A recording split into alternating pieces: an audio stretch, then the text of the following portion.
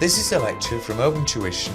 For the free lecture notes that go with this podcast, please visit opentuition.com. Leadership and management are somewhat closely related.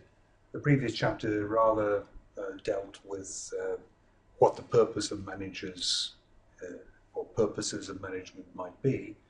Leadership is slightly different. There's a thought about a leader of maybe inspiring, getting people through difficult times and the like. What we have here is a very brief history of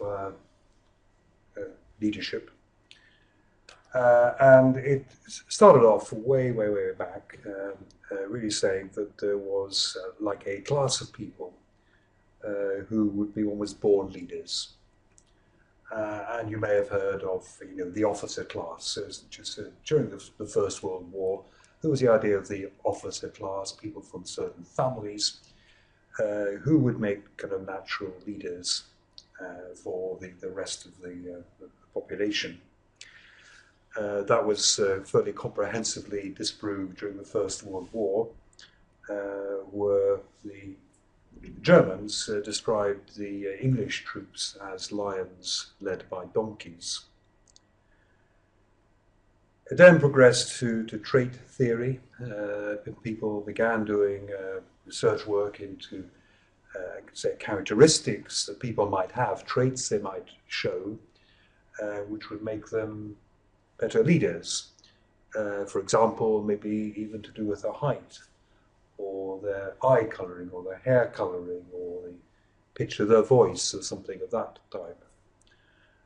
And that didn't really get anywhere either. It was very difficult to measure traits, and very difficult to understand how different traits went into a particular mix, and how this would reliably really result in a good leader. And essentially the present theory is a really style theory. What makes a leader successful is the style of leadership which they adopt. And the great thing about a style theory is that you can be taught it. You can be taught to improve your leadership style or your leadership by adopting different styles. And indeed, style theory will also recognize that there is no single right way of leading people. It may depend on the nature of the people you're leading. It may depend on for example, the complexity of the task. It may depend on certain natural characteristics of the leader, which style comes easier to them, and so on. So we're in a very kind of much more fluid kind of situation here. There is no single right way of managing people. There is no single right way of leading people. And this ends up at something called contingency theory. The way to lead depends on the situation and the people and the task and the budget and so on. Okay, the leadership theories that we have to kind of get through here. The first one is one which was developed by Ashridge Management College. And they had kind of four leadership styles: tell, sells, consults, and joins with here. And you shouldn't think of these as four quite separate styles. It's essentially a kind of continuum. There's a spectrum as you go from one to the other down here. Kind of with a break. And really what you have at the top here is a very kind of autocratic,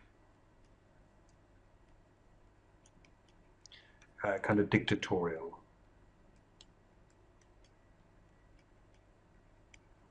So basically what the leader is doing up there is just telling people, do this. Then the leader perhaps gets a little bit, doesn't want to do that, maybe thinks that his or her staff wouldn't react very well to being told what to do, and so invokes a bit of persuasion now and tries to sell the idea. This is what I think you should do, and this is why I think you should do it. These are the reasons why I think this is what we need to be doing, but doesn't really ask for much input from staff. But it's a little bit better than just being boldly told what to do. It's a bit of explanation goes with it, a bit of persuasion. And then we move down to consults. And consults is asking people, what do you think we should do? How can we solve this problem, and so on. And joins is really where you get to a completely almost democratic style. In the consults one here, you would say, what do you think we should do? But then the manager or the leader takes the final decision. In joins, or joins with, it's sometimes called, you almost ask your staff, what should we be doing? And you nearly take a vote at the end of that. And it's almost the leader giving up the powers of leadership, almost the powers of management there. Leadership theory would say that there's no one of these which is correct.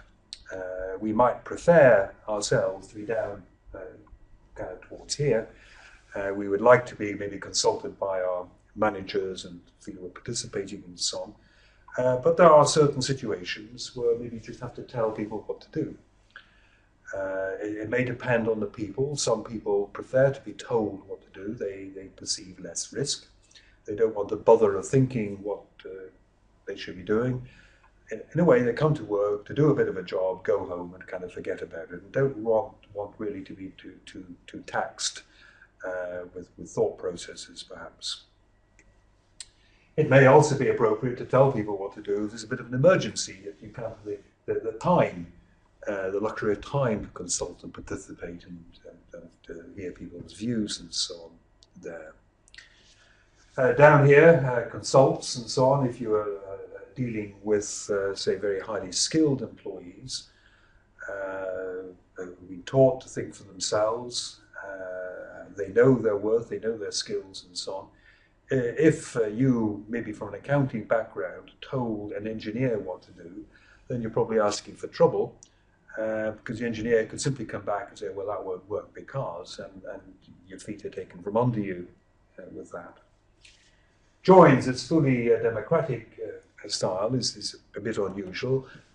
It would tend to be used maybe in something which is a bit trivial or less vital to the organization. So where shall we have the annual office party, you know? And to some extent it doesn't much matter where you have the annual office party, and it might be appropriate there to throw it up to kind of voting from people, give them a budget and say, right, you can decide amongst yourselves where you're going to have it, and we're going to pay for that. So from completely autocratic dictatorial, completely democratic down there. And as I say, managers can move along this spectrum. They can adjust their style of management depending on the people they're managing, depending maybe on the budget of time and money, depending maybe on the skill levels that they need to bring to the decision and so on.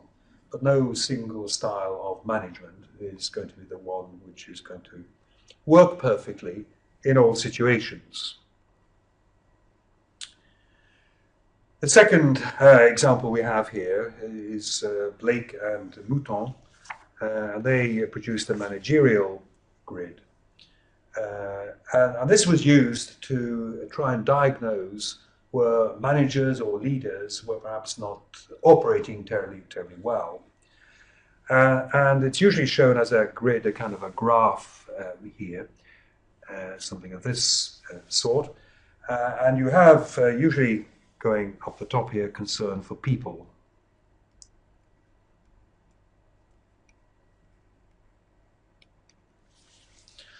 And you have going along the x-axis here, you can have concern for task.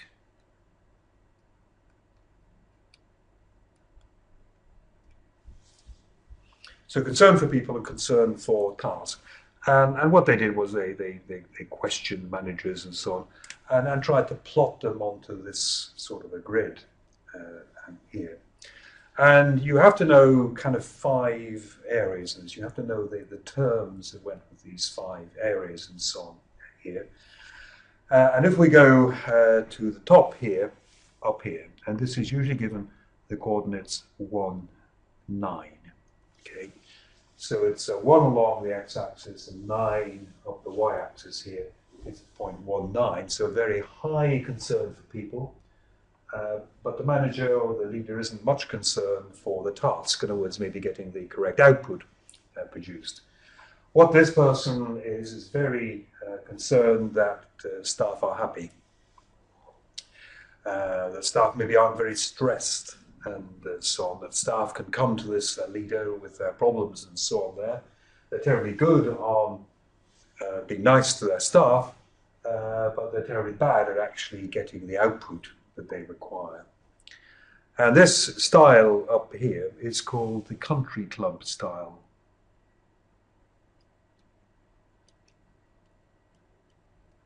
Country club. It kind of doesn't matter what you do as long as you're having a nice time, is the kind of style of this manager. And it's by no means perfect. If we go to the kind of other extreme out here, this here is usually called the 9-1, if you like, coordinates there. So 9 along the x-axis and the 1 up here. This person has got very, very strict concern for the task, a really hard taskmaster, but really doesn't care much for people at all, doesn't care what sort of work pressures might be put onto people and so on, what it might be doing to their home life, stresses and so on people might be under. It would not be a nice person really to work for at all. And this is a very kind of authoritarian person. You can call this authoritarian or you can call it task-orientated.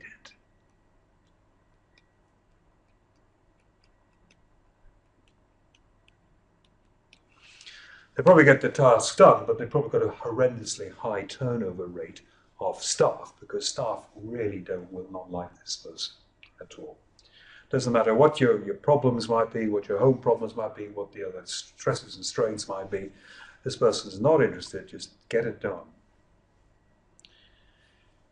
Up here we have Mr. Perfect. This is the 9-9. A very high regard for people, a very high regard for tasks. This is called a team approach. So the team approach, having the best of both worlds, high regard for people, high regard for the task. This is almost your perfect manager which you have there.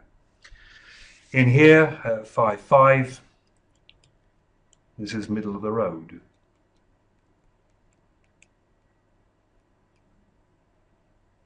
So moderately good at managing to get the tasks done, moderately good at handling your staff and so on there.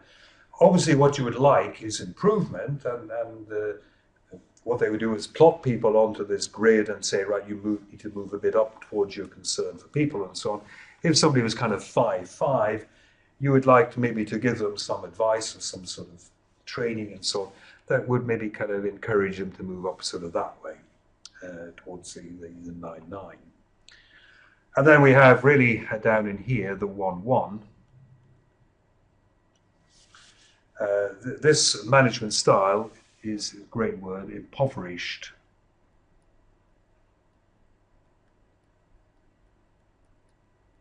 An impoverished management style. Basically, this manager or leader is a waste of space. No good at getting the task done, and pretty much hated by staff as well. No redeeming features whatsoever. Not even very sure this person could be kind of rescued sufficiently to make them a leader or a manager worth keeping. So you need to know the 2 axes, you need to know the 5 names here: country club, impoverished, task-orientated or authoritarian, team, or middle of the road is really what we need to be looking at. So they were saying a good leader will have high concern for the task and will also have high concern for the people involved. we have already, in a way, been talking about something called contingency theories. We said that in the Ashridge model, going from tells, sells, consults, joins with, and so on, we can be varying the approach that we take. We now get on to be looking at a series of theories which are known as contingency theories, which kind of say even more, perhaps, that managers, how you manage, how you lead, depends. There is no single right way. How you lead is contingent or dependent on the situation. The first one we look at, quite very famous really, a dare called action-centered leadership. Centered leaders are concerned for kind of three elements. There's concern for the individual, there's concern for the group, and there's concern for the task. You have to kind of keep juggling as a leader, juggling three balls in the air without dropping one of them here. But what he says is that the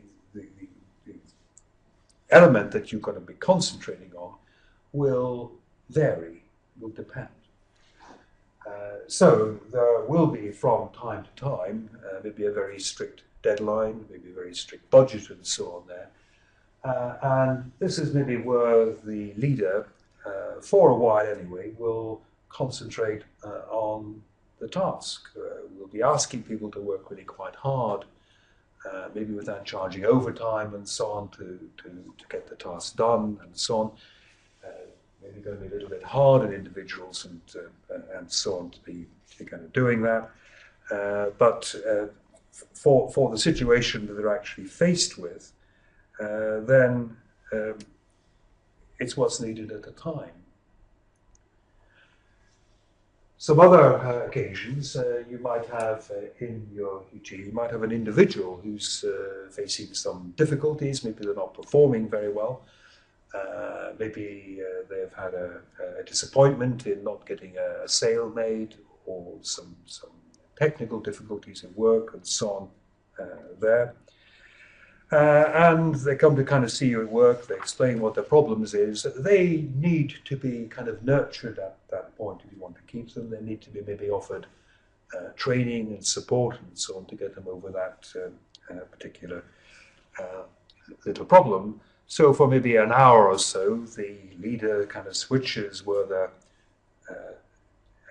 center of action is, and they concentrate on the individual there.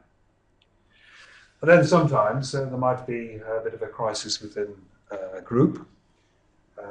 What happens if you have maybe a kind of sales team, and the sales team fails to win a large contract? And the sales team as a group will feel demoralized. Or you have a sales team and the head of the sales team has just left and defected to a rival, leaving people behind, kind of worrying perhaps about who's going to lead us now, who's going to be promoted, what's my future in the company now that my previous sales leader has left, and so on. And then it would be very important for the manager to kind of switch to this and say, right, I need to keep this team, I need to stop it kind of disintegrating, I need to build their morale and so on as a group of people. So, action-centered leadership, a dare, concern for individuals, concern for the group, and concern for the task. Bennis. Bennis is associated with two real phrases here, certainly in the first slide that we've got here. He made the distinction here between a manager and a leader. And also came up with these words, transformational and transactional. So said that a manager, think of a manager as somebody who is concerned with hitting this year's budget. Okay. So what they're interested in doing is fairly short-term controls, making sure that costs are kept within the limit, making sure the sales targets are obtained every month and so on there. If someone is off sick, They will make sure that the work schedules are rearranged, that maybe some temporary cover is brought in, and so on. They do a very important day-to-day administrative kind of task. They get their power because they are called managers, so a rational legal power. A leader, slightly different suggestion for a leader here. A leader is a much more inspirational person. A leader, instead of, in a way, just getting this year's budget, they may radically change what the organization is doing. They might radically exceed the budget and so on there. They have a very long-term view, kind of thinking, okay, where does this organization have to be in 3 or 5 years? Whereas a manager, as I say, is rather more concerned with the bottom line that's coming in for this year's budget. And essentially, these words transformational and transactional tie in with that. A transactional manager is looking after kind of transactions, the sales, the costs, and so on, making sure things are monitored and controlled. But essentially, transactional leadership here relates to managerial type of person, whereas a transformational leader doing the right thing can be much more radical. It can be deal with the real leader there. So transactional leadership, doing things right, keeping to the budget. A transformational leader doing the right things, maybe radically changing what the organization is going to be doing. Ben has also listed the claimed qualities of great leaders, and this is what we came up with. First of all, integrity. We talked about integrity when we're looking at ethical principles for accountants. We said ethics, integrity was being honest. It was not being sneaky, if you like. It was sticking up for what you believed and arguing for what you believed. And essentially, this is going to create an element of respect for the leader. Dedication. The good leader is not a leader, a good manager is not a manager who kind of comes in late and leaves early all the time. People are more impressed if they see a manager who is really dedicated, really thinking about the business, really caring about what's going on there, puts in a proper day's work and so on. I'm by no means saying that good managers have to come in at 6 in the morning and leave at 8 in the evening, but they have to be seen to care and be dedicated about the organization. Magnanimity. Think of magnanimity as being generous when you've had success, being generous when maybe you've been proved right. So you and a colleague both go for promotion, you get it. It's pretty important that the colleague who's now maybe one of your staff, it's very important that you are magnanimous, you are generous to the colleague. It will also come in a tolerance of failure. So somebody doesn't get a contract, they're obviously feeling bad about that, but you realize they've tried hard to get the contract and it wasn't to be. Good leaders will be relatively forgiving in that and supportive, if you like, of instances of failure. Taking a risk and it not coming off is better than not taking the risk at all. Humility. Humility is there. Nobody particularly likes people who are showing off. Saying, I'm the best. I'm the manager, I'm the leader, look what I've done, look what I've done, look what I've done. Never asking or giving perhaps any credibility to other people, giving any recognition to what other people might have done to help them. Openness is effectively, I think, an extension of integrity, that people will trust you.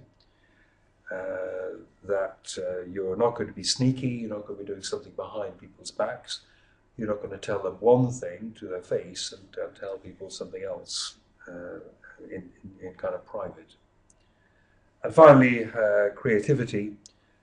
People are impressed by leaders. If leaders can show a novel way of solving a problem, if they show a flexibility of mind, if they show a willingness not to just keep repeating old ways of doing things, but are inspirational in a way in their approach they take to solving problems. Heifetz, adaptive leadership. So Ronald Heifetz, relatively modern writer on leadership, came up with these, I suppose, recommendations for being a good leader. And the first thing was to identify where the real leadership challenge is going to be. And the real leadership challenge is going to be in areas where there's no stock answer, no standard answer, if you like. So there is a challenge maybe for you to get people to, I suppose, undergo some difficult decision making, work hard to try to solve this novel problem and so on. So the first thing the leader has to do is to identify where the big challenges are for staff. Second, he said the leaders have to move between the balcony and the battlefield. So from time to time, the leader has to get involved with a lot of detail, but the leader must also stand back on the balcony, if you like, and take the big picture into account, to take the longer term view. If you have a leader who is constantly getting involved with small details and so on, it will interfere with staff, but also the leader, if you like, fails to see the wood for the trees. You need a different perspective from time to time. Creating a holding environment means create a safe environment for your staff to operate in. I don't mean physically safe, really. I mean almost psychologically safe. You have a challenge on your hands. People don't quite know how to solve it. In a way, we're talking here again about being supportive of people who take risks and so on, being forgiving of people and so on, maybe of even defending people who've tried and failed. So people feel safe to do their best, rather than feeling safe by playing safe. Protect the voices of leadership from below. Typically in organizations you have this hierarchy that we know about, whether it's tall, narrow, or wide, flat. So the good leadership will recognize that sometimes it's the people relatively low down in the organization who have got very valuable things to contribute towards solving a problem. Very often it's the people far down in the organization who may be day-to-day dealing with staff, or day-to-day dealing with customers or suppliers, or day-to-day dealing with a piece of machinery that's not working very well, an awkward IT system and so on there, that you need to listen to them. That valuable information comes up through the organization, and you must protect them, you must encourage them if they make a point.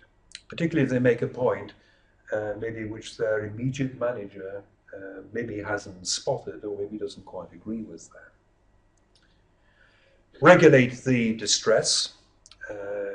Heifetz identified that many of the big changes that have to take place in organizations are very stressful. They cause distress. People are maybe broken apart from colleagues, they have to learn new skills.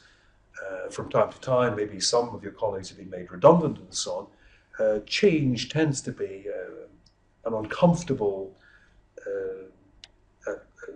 period to be going through. And it's important for the leader to recognize that and again to give assurances where possible If you can say to people, we're having a new IT system, but we're going to train you how to use it, then that's keeping them distressed now. If you say to people, there are going to be some redundancies, but it's all going to be voluntary redundancies, then again, that's kind of regulating the distress which is going to be caused. Pace the work so it doesn't overwhelm. Again, if we're in a situation maybe of transformational change of some sort, a lot of things changing at once, it gets very, very difficult for people, very stressful again. They fear maybe making errors and so on here. What you have to do is to try to get a pace which is achievable for the change. And then finally, paying disciplined attention to the issues here. Keep people focused. Give positive feedback where you can. If somebody hasn't done the right thing, then it may be necessary sometimes to give negative feedback and so on. But yeah, the leader has to keep working at, I suppose, ensuring people keep their eye on the ball. That they don't go off at some kind of radical departure and move away from the issue in hand. So adaptive leadership from Heifetz. Fiedler said that effectiveness as a leader depends on your leadership style and what he calls situational favorableness here. Leadership style, he said, could be psychologically close or psychologically distant. So a psychologically distant leader will be a fairly formal leader, not a particularly chatty leader. Probably be a leader who would adopt a fairly dictatorial, fairly authoritative approach. A leader who is maybe certainly in the tells, sells end of the spectrum of Ashridge. Your psychologically close leader is, I suppose, a more gregarious, more sociable kind of person. Will probably be reluctant to tell you what to do. Wants to get into conversations with people, find out their views and so on. They are psychologically close. And then there is situational favorableness here, the degree to which the situation gives the leader control and influence. And what Fiedler essentially came up with here was that maybe you should adjust your leadership style depending on the situation which you feel yourself to be into there. What he suggested was that a leadership style which is psychologically distant, in other words, kind of telling people maybe what to do, is the style to adopt if the situation is either very favorable or very unfavorable. So, where the situation is very unfavorable, is maybe an example of where, let's say, that your staff don't want to put through the change. So if your staff don't want to put through the change, don't want to change the way of working in a particular way, then perhaps the best thing to do is simply to tell them what to do. Alternatively, if your staff all want to do the change, all see the need for the change and so on there, in other words, it's situationally very favorable there, then again, we can just tell them what to do, because they want to do it. Where we maybe need to be psychologically close to people is where we're kind of in the middle here. Staff have not set their minds against change, but at the same time they're not embracing change. And maybe by being psychologically close to people, asking their opinion, we break down some of the resistance that might possibly have been there, but we believe it is possible to break it down. And the things which are important here, relationship between the leaders and followers, the structure of the task, your position, power, and so on, are in a way giving the reasons why something might be situationally favourable or situationally unfavourable.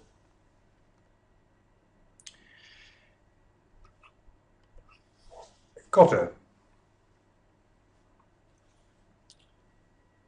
The final theory of leadership comes from Kotter. Kotter, again, used these words in here: transformational leadership, or change leadership, or transactional leadership here. And came down and said that leaders will be creating an agenda, in other words, deciding what to do. They will be developing human resources, developing people's skills and so on. They will be carrying out, ensuring that their plans, their agenda, if you like, is carried out. And then they will be interested in what outcomes are going to be resulting from their efforts here. And we've put it here into these two kind of columns, depending whether the leader is a transformational leader or whether it's more of a transactional manager there. So, creating the agenda here, we said the transactional person was kind of budgeting, planning, concentrating, get this year's results out correctly and so on, but is in a way accepting the budget and going for it. Whereas the transactional leader is in a way establishing what the budget should be, and it's doing the right things. This is doing things right again. There is developing your human resources here, and the transaction leader into the day-to-day, making sure you have enough staff coming in, making sure all the checkouts in the supermarket, for example, are kind of properly manned and so on here. In the transactional, transformational leadership here, you are aligning people, which really means here that you are kind of almost inspiring people, that you want people to be really dedicated to the organization, to be really be behind the organization, to be really motivated by what they're doing in the organization and so on. So aligning people, making sure they understand what the organization is really for. The execution here, you'll be in a way, again, telling people what to do. You'll be saying, okay, you have to, somebody hasn't turned up today, we need you to move from here to here and so on. Good, necessary management, but nothing too exciting. Whereas in the transformational here, the execution in the organization will be inspiring people maybe to do things which are very, very different, motivating to really exceed what they've done in the past and so on here. So that you get a very different sort of output. This is giving you the output you kind of expected. This here is probably giving the output which is way beyond maybe what was expected. And finally, the outcomes here. If the manager here has done the work right, you will hit the budget, you will get the predicted outcomes from that. Whereas the outcomes from the transformational leader could be radically different than what was expected. Hopefully radically improved, of course, compared to what was expected. So creating an agenda, developing human resources, execution and outcomes in Kotter's work.